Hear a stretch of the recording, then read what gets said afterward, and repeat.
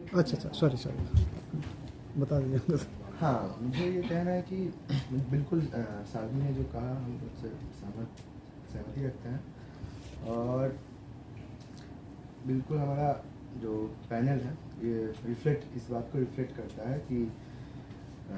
जो gender minorities के ऊपर जो आज के दिन में हमला है, आज के जो फैसलियों के समय पे हर तबके के साथ जेंडर माइनॉरिटी भी हो, तो इसके खिलाफ एक तो पहला हमारा मैसेज है। और हम एक बॉयज़ होने के बावजूद हम मतलब ऐसा कोई ये नहीं कि हम बॉयज़ इसलिए नहीं कि हम भी जो जेंडर माइनॉरिटीज़ के खिलाफ जो हमला है उसके खिलाफ हम ही हैं। हम भी चाहते हैं कि एबीवीपी का जो बर्ताव इस कैंपस में दिखता है, जैसे पिछले साल मिरांडा हाउस में एबीवीपी जैसे संगठन 50-60 लड़कों के साथ घुसता है और महिलाओं का सेक्सुअल हैरेसमेंट होता है, इसके खिलाफ हम हैं। और हम मतलब अभी हम 1.5 महीने पहले हम घर में थे बंगाल में ही, वहाँ पे आरजीकर का बहुत बड़ी प्रोटेस्ट चल रहा है। तो मेरे मम्मी, मेरा बुआ जी, मेरे बहन खुद मेरे साथ रात भर बाहर धरना दिए। तो हम ऐसे जगह से आते हैं कि हम समझते हैं महिलाओं के ऊपर कितना हमला है। तो यहाँ पे मैं तो यही बोलना चाहूँगा कि और बिल्कुल सभी ने जो बात कहा कि एबीवीपी एनएसवाई जैसे संगठन जो आज पर मैस्कुलिन कल्चर यहाँ पे प्रमोट करता है, यहाँ पे हम जैसे कॉमन स्टूडेंट्स को अनसेफ फील करवाता है, तो इसके खिलाफ भी हम एक आवाज़ बन के यहाँ पे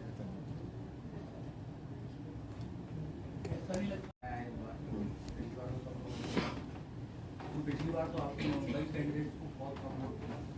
तो इतना भी कम से कम एक फाइटिंग आप मतलब बात तो तभी रख पाएंगे जब आप फाइटिंग स्कोर में आ पाएंगे। और कहीं ना कहीं दिखता है कि लेफ्ट नॉर्थ सेंटर ज़्यादा है, नॉर्थ साउथ में एकदम। तो इसके लिए मतलब अपना दायरा बढ़ाने के लिए क्या कर रहे हैं, कैसे कैंपेनिंग कर रहे हैं, कुछ ऐसा कर रहे हैं जिससे कि आपकी बात ज़्यादा बच्चों तक पहुंचे?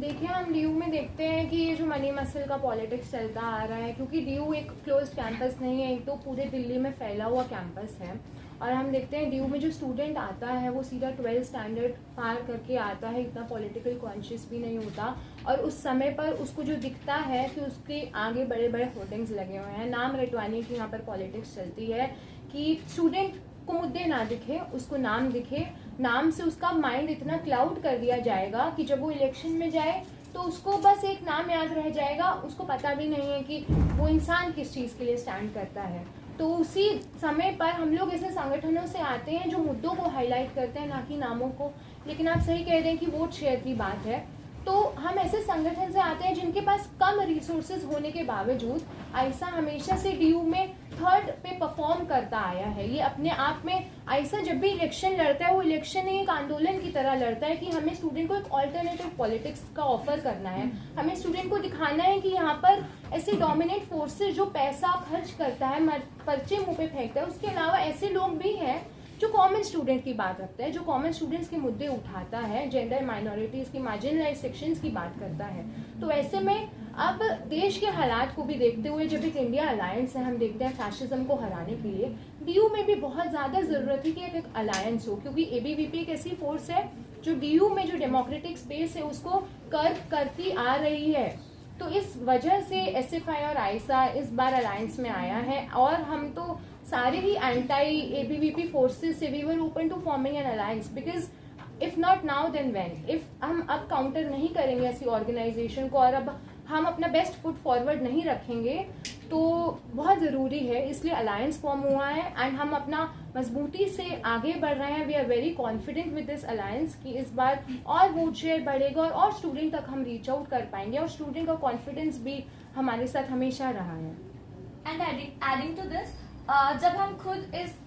इन दिनों में स्टूडेंट्स के बीच में जा रहे हैं तो वो खुद बताते हैं कि ये वो माहौल है जो उन्हें खुद नहीं पसंद, क्योंकि ये सबके लिए बहुत एलियनेटिंग है। ठीक है,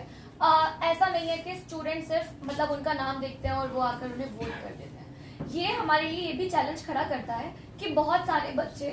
जो कैंपस में न्यू हैं वो इस माहौल की वजह से इलेक्शन का पार्ट ही नहीं बन पाते, क्योंकि उनके लिए अनसेफ होता है। वो चाहते हैं कि हम घर पे रहें या हम कहीं लॉन्ग वीकेंड पर चले जाएं, वोटिंग में इन्वॉल्व ना हो, पार्टिसिपेट ना करें। जैसे बहुत सारे डीयू के विमेन कॉलेज हैं जिनको तो पार्टिसिपेशन दिया ही नहीं जाता, ठीक है। तो ये एक लार्जर फाइट है कि सिर्फ मतलब दिल्ली हाई कोर्ट का जैसे फिलहाल 50% रिजर्वेशन के लिए ऑर्डर आया, तो ये नहीं है कि आप सिर्फ ऐसे रिप्रेजेंटेशन रख दो, आप इंश्योर कराओ कि जो विमेन कॉलेज हैं आप उनको तो वोटिंग राइट दे नहीं रहे, उनका पार्टिसिपेशन आप होने नहीं दे रहे, लेकिन आप चाहते हैं कि 50% रिजर्वेशन हो जाए। ये एक बहुत वेलकमिंग डिसीजन है, इसलिए भी कि ये एक डिबेट अपने आप में शुरू करता है कि अभी नीड है सबको इक्वल अपॉर्चुनिटी मिलने की, विमेन कॉलेजेस को भी। और जैसे हम बताते हैं कि बच्चों को ये खुद नहीं पसंद कि ट्रैफिक जैम लगा है, ये सब है, तो वहाँ पर अब क्योंकि दोनों संगठन साथ आए हैं, अलायंस हुआ है ताकि मेजर मासेस तक हम और रीच कर सकें, तो उस टाइम स्टूडेंट्स खुद एक ऑल्टरनेटिव की तलाश में है। और हमारी यहाँ पर ये बिगेस्ट चैलेंज है कि हम उनको बताएं कि आप हमें चुने, आप जाकर अपना डेमोक्रेटिक राइट एक्सरसाइज करें, ना कि इन फोर्सेस की वजह से, क्योंकि डीयू में एबीवीपी एनएसयूआई के बीच में लकीर खींचना मुश्किल हो जाता है। दोनों की वही गुंडागर्दी है, वही मनी मसल पॉलिटिक्स है, तो इसलिए एसएफआई आईसा का साथ में अलायंस है और हम यही कोशिश करते हैं कि बच्चों को इस चीज की अहमियत समझा सके कि सिर्फ एंटी एबीवीपी बात नहीं है, बात है एंटी गुंडागर्दी, anti money muscle politics, anti patriarchal tendencies, anti casteism. तो उसके लिए भी हमारा मेजर चैलेंज होता है और साथ में हम उसके लिए लार्जर क्राउड तक रीच आउट करते हैं। लोग जो समझते हैं ये है कि आज की जो दौर है उस पर आप कोई भी आप माइनॉरिटी उठा लीजिए, चाहे जेंडर माइनॉरिटी, चाहे रिलीजियस माइनॉरिटी हो, चाहे कास्ट माइनॉरिटी, सबके ऊपर ही हमला है। और कोई ये जो मतलब कोई एक कम्युनिटी के ऊपर हमला आज है ही नहीं। अब किसान के ऊपर हमला है, आज मजदूर के ऊपर हमला है, और छात्र कम्युनिटी के ऊपर हमला है। और वो कौन छात्र कम्युनिटी है? जो यही सब मार्जिनलाइज सेक्शन से आते हैं। बिल्कुल उनकी लड़ाई को समझते हुए, लेकिन इसको भी समझना है कि बस उन्हीं का लड़ाई नहीं है, ये हम सबको मिलकर लड़ना है, जिनके ऊपर ही ऑपरेशन है सबको मिलकर लड़ना है। तो इस बात को हम समझते हुए हमको तो ये लगता है कि बस अगर आज़ाद समाज पार्टी लड़ रहा है तो उसमें हम लोग को कोई वोट शेयरिंग में ज़्यादा कोई फर्क नहीं पड़ा, क्योंकि हमारा लड़ाई सबके साथ है। जो जिसके साथ ऑपरेशन हो रहा है उनके साथ हमारा लड़ाई है।